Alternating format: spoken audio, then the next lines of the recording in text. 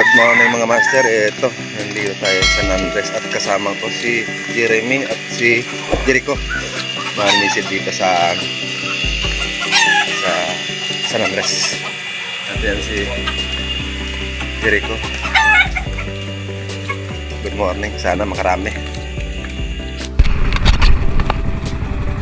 Good morning mga master. Dito kami sa spot sa San Andres. Mamangal na tawag yung lugar, pero mapamulang dito sa gitna. Malinaw naman ang bahora.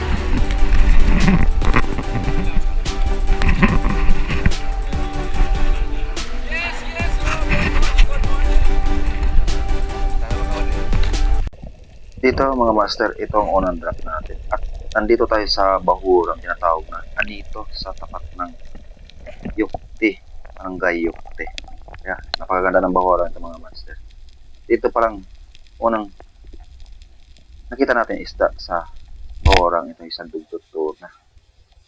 Kaso mga master, ang nangyari nung pag lingon natin, biglang nawala yung isdang napaan natin.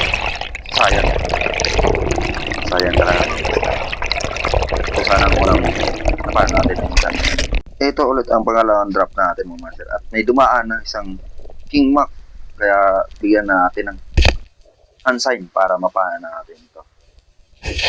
Napaganda ng patama natin mga master. Ito ang unang isda natin na huli dito sa Bahurang ito. Napaganda ng Bahurang ito mga master. Pangarap ko itong masisiran gawang dinadaanan namin ito na bangka papunta ng Karamuan.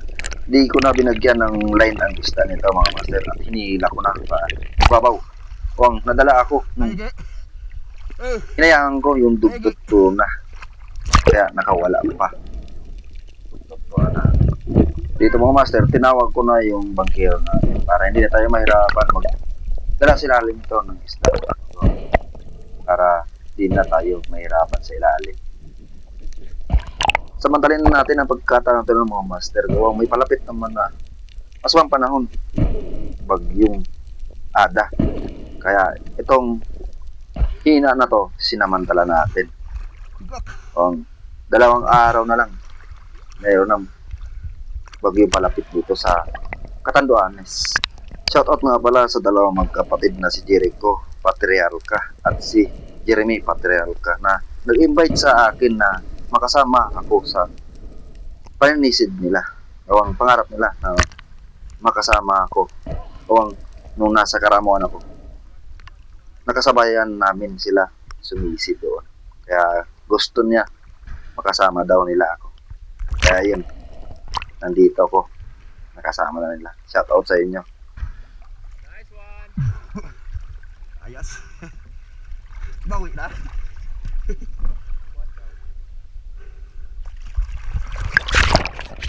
Dito ulit mga master, ang ginawa ko nung nakapag-pahinga tayong maayos at nakakuha ang sapat na hangin, sinisid ko na ulit itong pinagpanaan natin ng dugtot tuna baka sakali may dumaan ulit ditong malaking isda.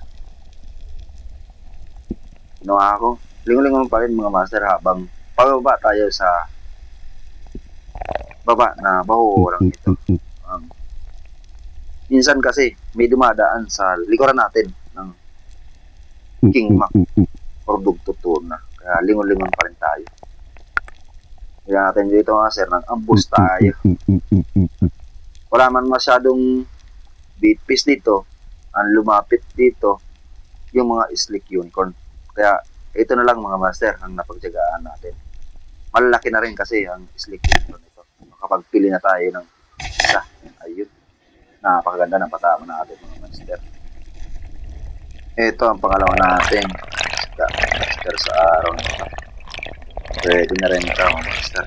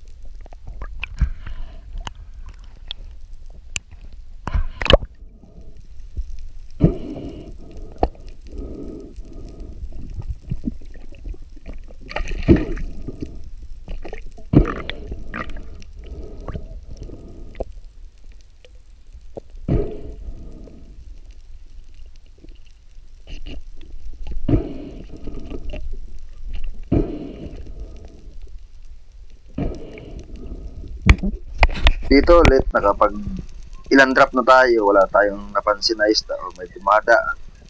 Dito may napansin ako isang ilak, yung isang klaseng ilak na kulay itim, yung tagabutas. Kaya yun na lang ang check natin mga master. At inantay ko na lumapit ang isda na ito dito sa lugar na ito. Nandiyan lang siya sa may siwang na yan. Kaya yun, palapit na mga master. Lingon pa rin ako kung baka may dumaan na bigla na malaking isda. Kaya ito na lang ang biya natin mga master. Kaya, napakaganda rin ng patama natin mga master. Ayos ang patatlong isda natin. Isang uri ng ilak or danoy. Pwede na ito mga master. Ayos.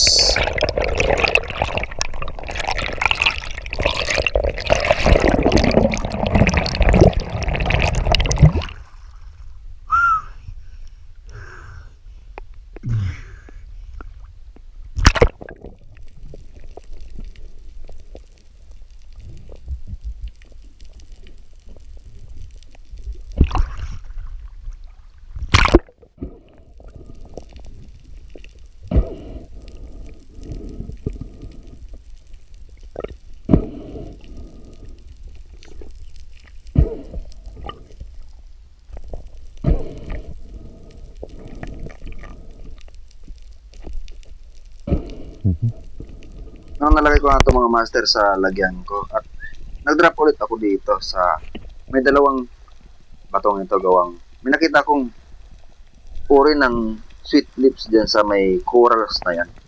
Ang ginawa ko, inambos ko. Nakapaglapag tayo sa borang ito. Inantay ko lumabas yung sweet lips sa batong yun.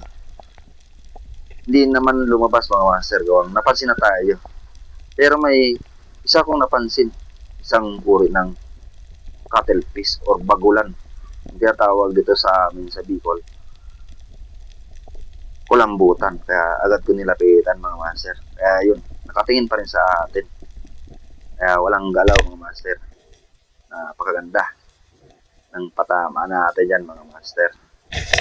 Isang uri ng bagulan. Malaki na rin to mga master. Tumitimbang na rin to mga higit 2 kilo. Kaya ayos na ang pang-apat natin isda dito sa bahurang ito. Kaya tawag na amin ito.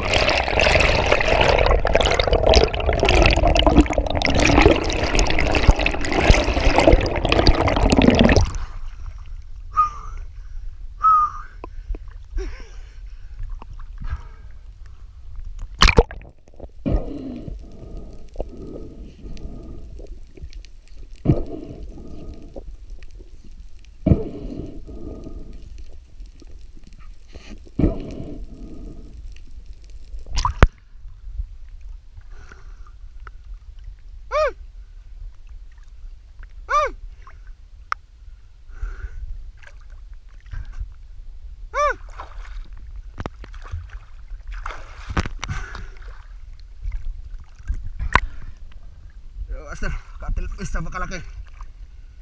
Ayan na. Ayos.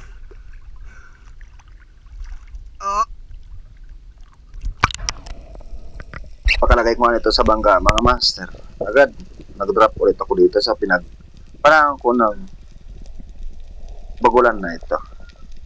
Napakaganda ng bahura dito mga master. Ang daming bait fish dito sa areang ito. At yung trigger fish na tinatawag, yung kulay itim, yung nangingitim sa bahura. Napakaganda kasi pag-ambusan dito sa areang ito. Kasi napaka-active ng bait fish. Nangyari mga master, pag lingon-lingon natin, wala naman sa harapan dumadaan. Paglingon ko ulit sa likuran ko, napansin ko yung isang king mac na sa likuran ko duman. Kaya, yun, ginawa ako mga master. Hinabol ko ang king mac na to. At mapana ang isdang ito. Ito ang nangyari mga master, napana nga natin ang king mac na to. Kaso, kusang inabot lang ng shooting line ang isdang ito. Kaya hindi nakatagos yung later natin sa isda. Kaya wala ang isda. Para sayang. Dito ulit mga master, nakapagpahinga tayo at nakakuha ang sapat na hangin. Sinisid ko itong patong ito. May nagpansin akong isang sweet lips din. Ginawa ko, inabangan ko yung sweet lips, baka lumabas. Nung paglingon natin, may dumaan isang green job fish for malaguno. Kaya agad kong hinawakan yung buhangin para magdasting tayo. Kaya yun, napansin naman natin tayo ng isda na to, kaya lumapit. Kaya yun, napakaganda ng patama natin mga master. Isang uri ng green job fish or malaguno. Napakasarap daw nito, sabi ni Abraham Del Carioldi. Ito ang pinaka paborito niyang isda. Isang uri ng green job fish. Shout out sa iyo, sir.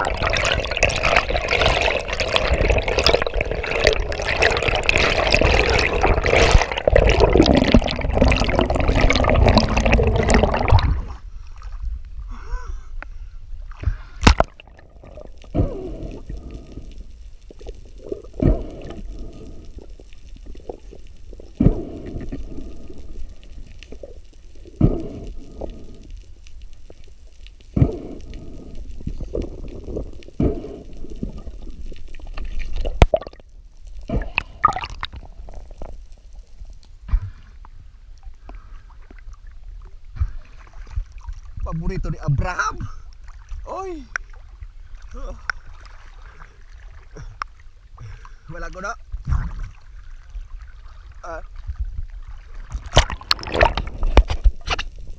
Makalagay ko ulit dito sa mga master sa laging ko at nakakuha tayo yung sapat na hangin. Sinisid ko na itong isang may siwang sa bandang unahan ko ito mga master. Gawang may napansin na akong grupo ng ilak at saka sweet lips dyan sa unahan na yan. Kaya ang ginawa ko dito mga master, inantay ko baka lumapit yung mga ilak saka yung sweet lips. Di naman lumapit mga master, kaya ako na lang muna ang lumapit.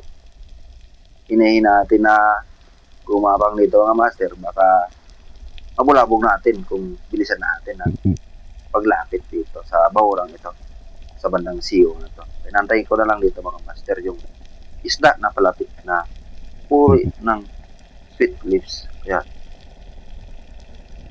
ngayon, palapit na yung sweet lips.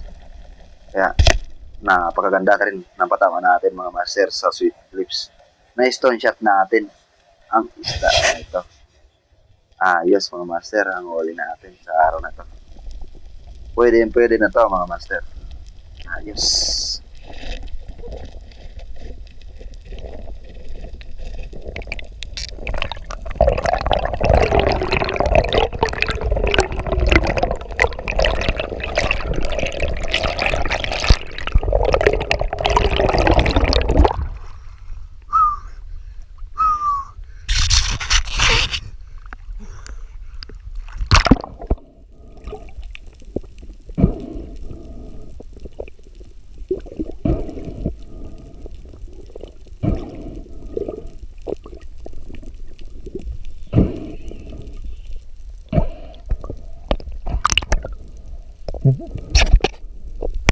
Dito mga master, nadaanan ko si Jerry ko nakahuli ng isang king mackerel. Ayos. Nakadalawa pala siya ng king mac mga master. Yung isa nandun na pala sa itong pandalawa niyang huli. Dito mga master, kapag pahinga tayo maayos, sinisip ko to mga master. O may napansin ko ulit yung sweet lips dito. At ilak, yung tawag na tanoy. Yan. Ginawa ko master, inantay ko ang isda na to na lumapit. Kaya yun, tinutukan natin mga master. Kaya yun, paglingon niya sa dito, napaan natin ang isda na ito master. Ayos na ang hole natin sa araw ito master. Pwede na to.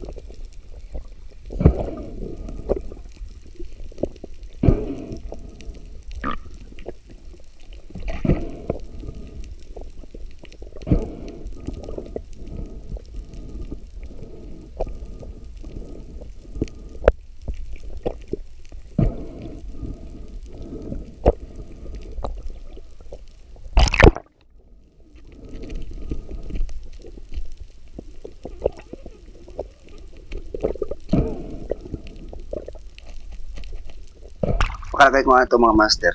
Nakapagpahinga tayo maayos at nakakuha ulit ng sapat na hangin.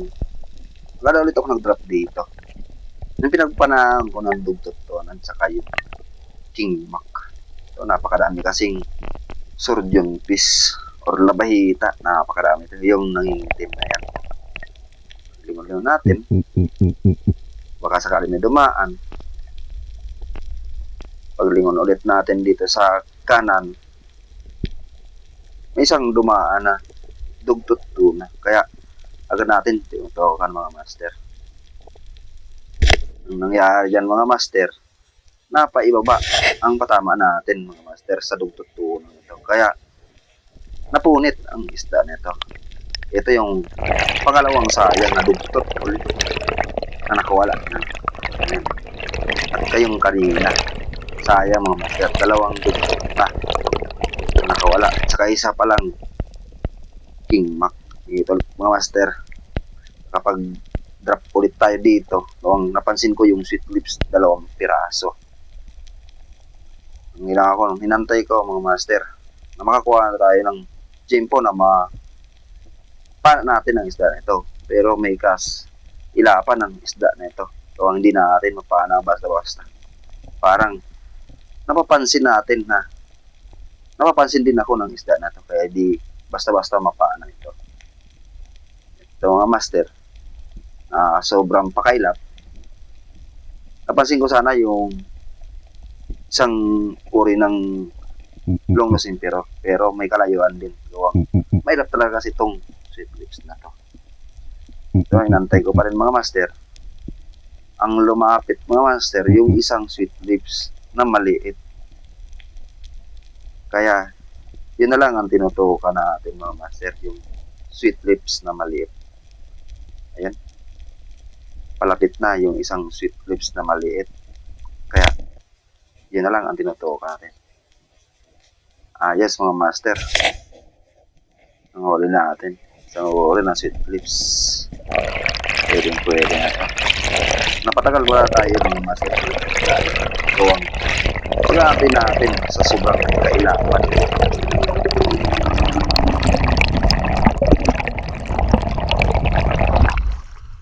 Dito pala mga master, nakahuli pala yung kapatid nila Jericho, yung pangalan nila ng isang King Mac.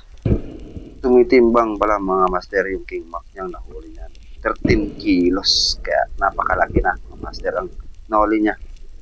Kaya ayos yung araw na panisid natin dito at pagdaya natin.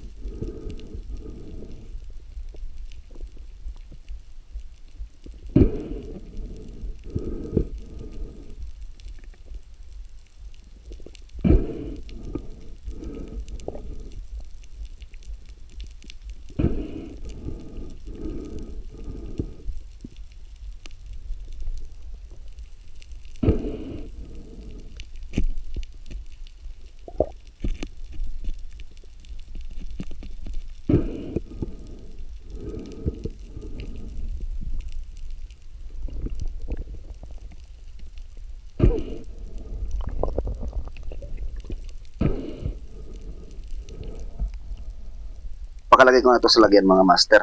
At nakakuha tayo yung sapat na hangin, naka-recover na tayo. Pagbaba ko dito mga master, may napansin ako isang King Mac. Kaya yun, may kailapan mga master. So, ang pagtutok natin, umilap masyado yung King Mac. Pero nasundan pa natin. Kaya napaganda rin ang patama natin dito mga master sa King Mac na to. Kaya, ito na lang pala ang panglas natin isda mga master. Gawang yung GoPro natin na lobat. Di tayo nakapagdala ng extra battery. Kaya yung ibang isda na napahan natin, hindi na natin nakuha ng ibang video. Kaya sayang mga master. Maraming salamat sa biyaya na binigay sa amin sa araw-araw at sa pag-ingat sa amin. Maraming salamat. At kung bago ka pa lamang sa akin, huwag kalimutan subscribe at pindutin ang notification bell para updated kayo sa lalabas ng panibagong mga video. Maraming salamat po.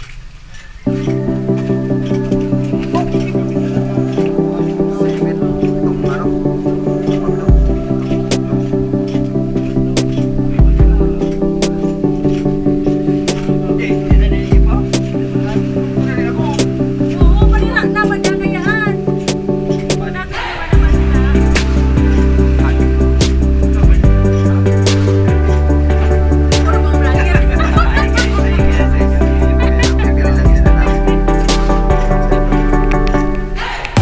Yan mga master ang huli namin sa magapo namin at tumabot din ng 46 kilos at nag 10,000. Araw ng January 14. Maraming salamat sa biyaya at sa bigay gabay sa amin sa araw-araw na aming pagsisisi. Maraming salamat.